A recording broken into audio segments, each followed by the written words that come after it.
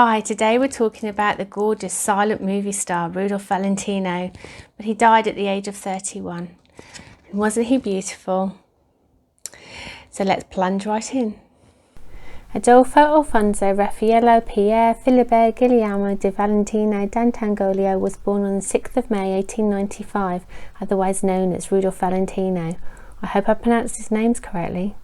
He was born in Castellaneta in Italy to Giovanni and Marie. Giovanni was Italian and was a captain of cavalry in the Italian army, and later became a vet. He died from malaria when Rudolph was only 11 years old. His mother Marie was French. He had an older sister Beatrice who had died in infancy, an older brother Alberto, and a younger sister Maria. He arrived in the States via Ellis Island in 1913 at the age of 18, and after a homeless period where he had to eat from rubbish bins and live on his wits, he secured work as a waiter and as a taxi dancer, which was a dancer who would dance with female patrons who didn't have male companions, at Maxim's Restaurant and Cabaret, located at 108 to 110 West 38th Street between the streets of Broadway and 6th Avenue in New York. He also made money giving private dance lessons. He advanced to getting bit parts in theatrical productions and eventually in silent films, where he caught screenwriter June Mathis's attention, who championed him for a part in the movie The Four Horsemen of the Apocalypse 1921 that was adapted from her screenplay. Here he is with actress Alice Terry in the movie. Here he is in the movie Beyond the Rocks with Gloria Swanson. His best-known films that followed were The Sheikh 1921, Blood and Sand 1922, Cobra 1925, The Eagle 1925, and The Son of the Sheikh 1926, released posthumously, propelled him into superstardom and into a 1920s sex symbol. Here he is with Agnes Ayres in The Sheikh. He bought a beautiful property called Falcon Lair, which is located at 1436 Bella Drive, Benedict Canyon, Los Angeles. After he died, it was owned by tobacco heiress Doris Duke. She died there in 1993, and in 2006 the main building of the estate was knocked down. Before Rudy was a star, he married actress Jean Acker. However, Jean liked women, and it was a lavender marriage, which is a marriage of convenience and not of love. The marriage apparently was never consummated. I'm sure he could have had his pick of thousands of women, and his first wife wasn't into him. You couldn't make it up. His second wife was silent film costume and set designer Natacha Rambova, whose real name was actually Winifred Shaughnessy. I suppose Natacha has a better ring to it than Winnie. They worked together on movies Uncharted Seas and Camille.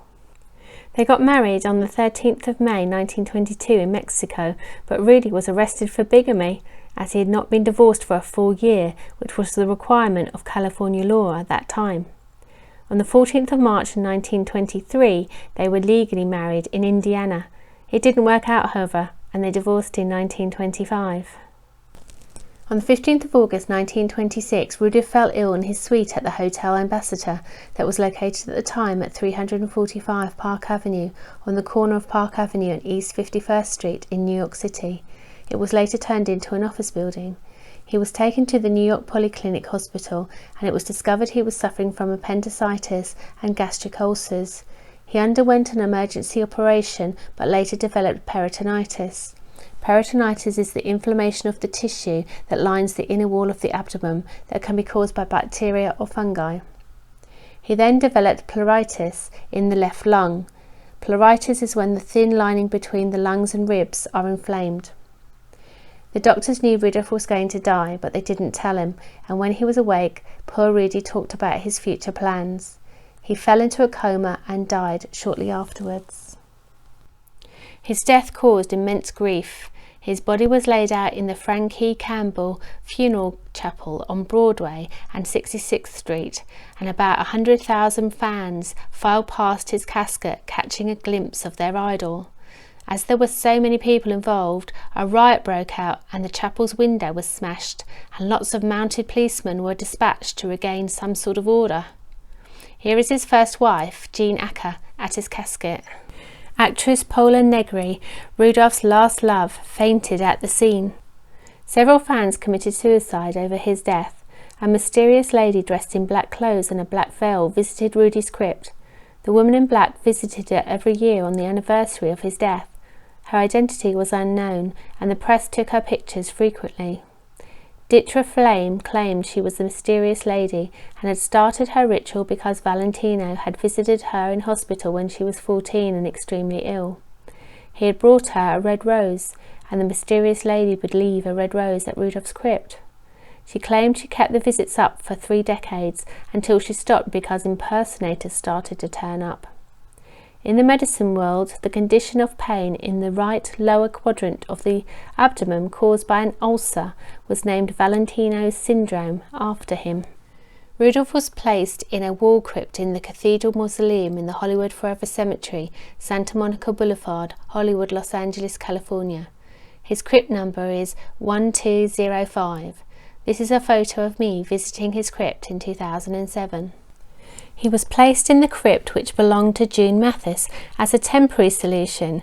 An ornate grave was planned but never happened. Mathis died the following year and was interred next to him. This is a photo of me visiting his crypt in 2009. Rudy's death was really awful, wasn't it? I'm so happy that I got to see his crypt 3 times at the beautiful Hollywood Forever Cemetery. So if you like this video, please like, share, subscribe, and press the notification bell. Thank you, and I'll see you in the next one.